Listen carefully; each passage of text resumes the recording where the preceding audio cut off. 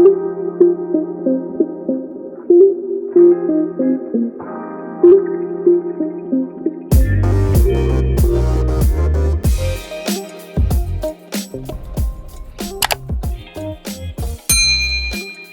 दोस्तों, क्या हाल है, कैसे हैं।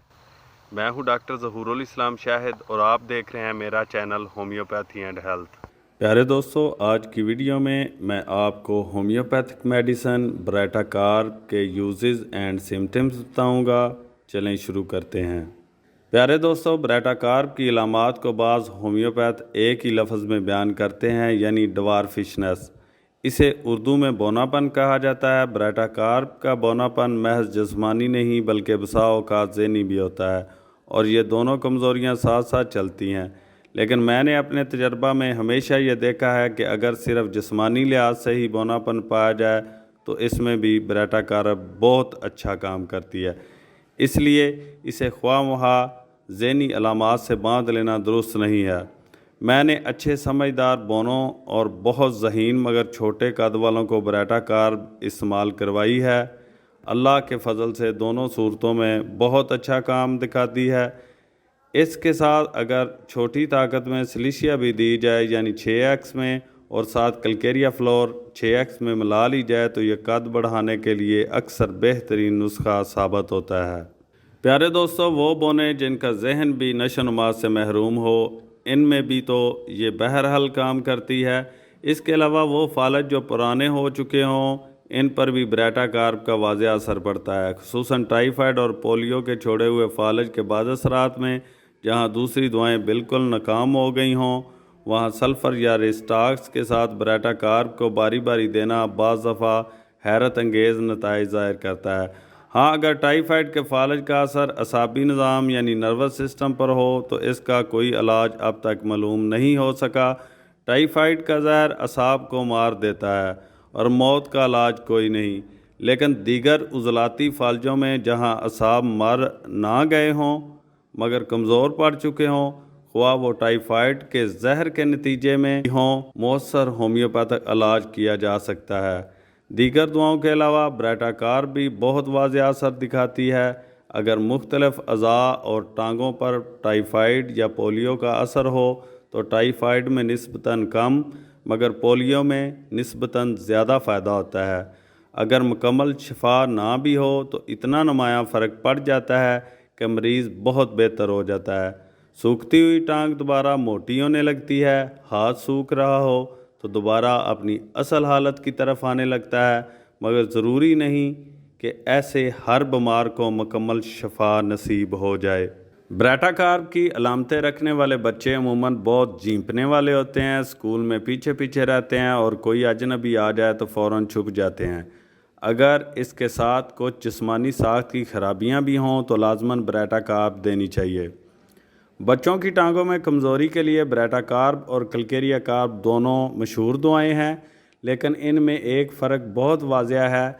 कलकेरिया कार्प के बच्चों की टांगें कमज़ोर होती हैं, इनमें हड्डियों की सही नशोनुमा नहीं होती, इसलिए साफ पता चलता है कि कमज़ोर टांगों वाला बच्चा है जो जल्दी चल नहीं सकता, लेकिन पेट मोटा और सर बड़ा होता है। ब्राटाकार्प के मरीज़ बच्चों में जिस्मानी लिहाज से टांगें ठीक भी हों तो भी इनमें कमज़ोरी पाई जाती है और वो बहुत देर से चलना सीखते हैं।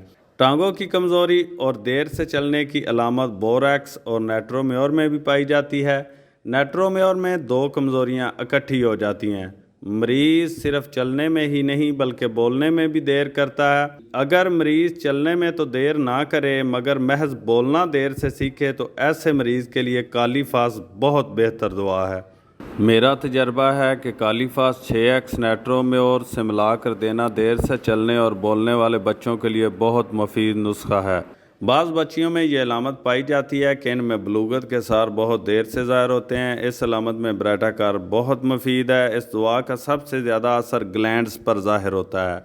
ग्लैंड्स यानी कि गदूद में सोजश हो जाती है। जहाँ जहाँ भी ग्लैंड्स हों, खुसूसन गले के ऊपर वाले हिस्से में, वहाँ मुस्तकिल सूजन हो जाती है। हर दफ़ा बीमारी का हमला इस सूजन में इजाफ़ा कर देता है। इसी तरह जिस्म पर चर्बी के ट्यूमर बन जाते हैं। पीठ और जिस्म के दीगर हिस्सों पर मोटी मोटी गिल्टियाँ नज़र आएंगी। بعض لوگوں کے جسم پر بہت بھدے چھوٹے چھوٹے گول ابار بن جاتے ہیں، لیکن ان کا بریٹا کارپ سے کوئی تعلق نہیں ہوتا۔ ان کے لیے مزاج کو پرکھ کر زیادہ گہری دوا تلاش کرنی پڑتی ہے۔ بریٹا کارپ میں جو گلینڈ ایک دفعہ موٹا ہو جائے وہ کم نہیں ہوتا، باقی جسم سوکھ بھی جائے تو سوجی ہوئی گلٹیاں یا بڑا ہوا پیٹ کم نہیں ہوں گے۔ ایسی صورت میں بار بار بریٹا کارپ اونچی طاقت میں دینا پڑتی ہے۔ بریٹا کارپ لمبے عرصہ تک مسلسل دی جا سکتی ہے۔ بریٹا کارپ اوپر کے بلڈ پریشر سسٹولک میں مفید ہوتی ہے، لیکن نچلے بلڈ پریشر ڈایاسسٹولک پر اثر انداز نہیں ہوتی۔ جو مریض لمبے عرصہ تک بریٹا کارپ استعمال کرے اس کا بلڈ پریشر متواتر چیک کرتے رہنا چاہیے کہ کہیں اوپر کا بلڈ پریشر زیادہ تو نہیں گر گیا۔ اگر اوپر کا بلڈ پریشر زیادہ گر چکا ہو تو کچھ عرصہ تک بریٹا کارپ روک کر حسب ضرورت دوبارہ استعمال کی جا سکتی ہے۔ آرٹیریو سکلروسس یعنی ذہن کی شریانوں کے سکڑ جانے سے جو تکلیفیں پیدا ہوتی ہیں، ان کے علاج کے طور پر بریٹا کارپ ایک نہایت اہم دوا ہے۔ اسی طرح ایسے مریض کو مستقلاً کریٹیکس دینا بہت فائدہ مند ثابت ہوتا ہے، لیکن یاد رکھیں کہ آرٹیریو سکلروسس کا مریض بہت آہستہ آہستہ بنتا ہے، یعنی یہ بیماری سال ہر سال میں اپنی تکمیل کو پہنچتی ہے اور دور بھی آہستہ آہستہ ہی ہوتی ہے۔ بس یہ امید نہ رکھی جائے کہ ادھر بریٹا کارپ دی اور ادھر مریض 2-4 مہینے کے اندر بالکل ٹھیک ہو جائے گا۔ کم سے کم 1 سال یا 2 سال تک اسے صبر کے ساتھ استعمال کروانا چاہیے۔ اس پہلو سے یہ اکثر بوڑھوں کی بہترین دوست ثابت ہوتی ہے اور فی الحقیقت یہ ارذل عمر کی دعا ہے، پس یا بچوں میں اس کی زیادہ ضرورت پیش آتی ہے یا بہت بوڑھوں میں۔ بعض دفعہ بیماریاں آ کر گزر جاتی ہیں لیکن باقی رہ جانے والے بد اثرات چھوڑ جاتی ہیں۔ بریٹا کارپ ایسے دیر پا بد اثرات کو دور کرنے میں مفید ہے۔ ڈاکٹر کینٹ کے مطابق بریٹا کارپ ملیریا کی بھی ایک اچھی دوا ہے، لیکن اس کا مجھے کوئی تجربہ نہیں۔ ہاں، ملیریا کے باقی رہنے والے بد اثرات میں یہ ضرور فائدہ پہنچاتی ہے۔ کینٹ نے لکھا ہے کہ ہر قسم کے چربی کا غدود، رسولیاں، لیوپس، حتیٰ کہ تپے کے پھوڑوں میں بھی بریٹا کارپ اچھا اثر دکھاتی ہے، لیکن مجھے ان امور کا کوئی تجربہ نہیں۔ جسم کی بیرونی سطح پر ابھرنے والے موٹے موٹے ٹیومر جو بہت بد زیب دکھائی دیتے ہیں اور تکلیف دہ ہوتے ہیں، میں نے بارہا ان میں بریٹا کارپ استعمال کروائی مگر فائدہ نہیں ہوا۔ ممکن ہے وہ چربی کے ٹیومر نہ ہوں، کیونکہ بریٹا کارپ کا تعلق صرف چربی کے ٹیومر سے ہوتا ہے اور ان میں واقعتاً یہ فائدہ دیتی ہے۔ اسی طرح میرے استعمال میں لیوپس پر بھی اس کا کوئی خاص اثر ظاہر نہیں ہوا۔ کینٹ کی رائے کے مطابق اگر مریض کے مزاج کے موافق علاج کرنا ہو تو بریٹا کارپ کی سب طاقتیں استعمال کرنی چاہیے۔ صرف ایک ہی پوٹینسی پر انحصار کر کے بیٹھ نہیں رہنا چاہیے، کیونکہ بعض دفعہ بہت گہری بیماری میں بریٹا کارپ کی چھوٹی پوٹینسیاں کام نہیں کرتیں۔ کچھ عرصہ کے بعد 1000، پھر 10,000، پھر 50,000 اور پھر 1,00,000 پوٹینسی تک بھی مناسب وقفے ڈال کر استعمال کرنی چاہیے۔ جس بیماری میں یہ ابتدا میں کامیاب ثابت ہو، اس کو بالآخر کلیتاً جڑ سے بھی اکھیڑ پھینکتی ہے۔ بریٹا کارپ کا مریض بسا اوقات انجانے خطروں سے خوف زدہ رہتا ہے۔ اسی طرح یہ بعض وہموں کو دور کرنے میں بھی خصوصی اثر دکھاتی ہے۔ بعض مریضوں کو سر ہلانے پر یہ احساس ہوتا ہے کہ ان کا دماغ بھی اندر ہل رہا ہے۔ یہ علامت خصوصیت سے بریٹا کارپ سے تعلق رکھتی ہے۔ اگر دماغ کو خون کی فراہمی کچھ عرصہ تک رک جانے کی وجہ سے مرگی کا مرض پیدا ہو جائے، جیسا کہ مینجائٹس میں ہو جایا کرتا ہے، تو اس مرگی میں بریٹا کارپ کو اگر باقاعدگی لمبے عرصہ تک استعمال کیا جائے تو یہ شفا کا موجب بن سکتی ہے۔ اگر خون کی شریان پھٹ جائے اور سرخ رنگ کا خون بہنے لگے تو فاسفورس کے علاوہ بریٹا کارپ بھی استعمال کی جاتی ہے۔ بریٹا کارپ کی آنکھوں کی بیماریوں میں آنکھوں کے پپوٹے ایک دفعہ اندرونی رساؤ کے جم جانے کی وجہ سے موٹے ہو جائیں تو موٹے ہی رہ جاتے ہیں۔ بریٹا کارپ کی یہ علامت ہر قسم کے غدودوں میں بھی پائی جاتی ہے۔ گلے کے غدود اگر ایک دفعہ سوج جائیں تو پھر کم ہونے کا نام نہیں لیتے اور مستقل سوجے ہی رہتے ہیں۔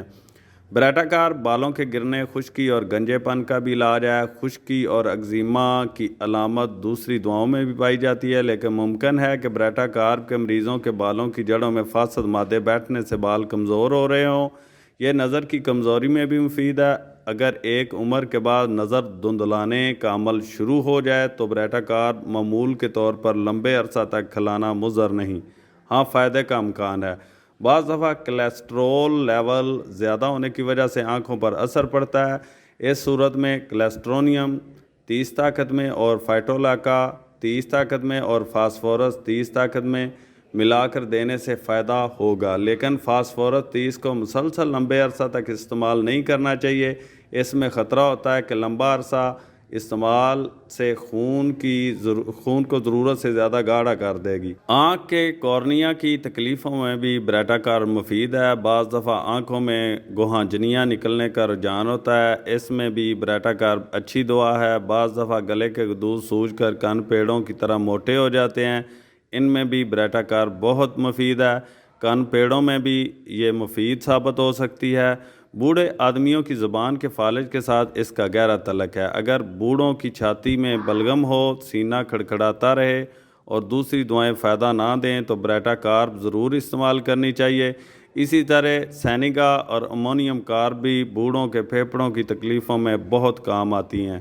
بریٹا کارب کا کان کے درد سے بھی تعلق ہے۔ اگر یہ درد مزمن ہو جائے تو بعض دفعہ نزلے کے آثار نہیں بھی ہوتے، لیکن پھر بھی کان میں درد ہوتا رہتا ہے۔ اگر اس کے ساتھ کان میں بوجھ بھی محسوس ہو تو بریٹا کار بہت اچھی دعا ہے۔ بریٹا کار میں اجابت باہم جڑی ہوئی گٹھلیوں کی شکل میں اور سخت ہوتی ہے، اور نقص و میکا کی طرح یہ احساس رہتا ہے کہ کھل کر اجابت نہیں ہوئی۔ پیٹ میں درد بھی ہوتا ہے۔ مردانہ اور زنانہ جنسی کمزوریوں میں بھی بریٹا کا مفید دوا ہے، لیکن اگر بہت اونچی طاقت میں دے دی جائے تو بعض دفعہ برعکس نتیجہ نکلتا ہے، یعنی جنسی کمزوریاں بڑھ جاتی ہیں۔ اسی لیے رفتہ رفتہ پوٹینسی کو بڑھانا چاہیے۔ عورتوں میں جنسی کمزوریوں کے ساتھ بانجھ پن بھی پایا جاتا ہے۔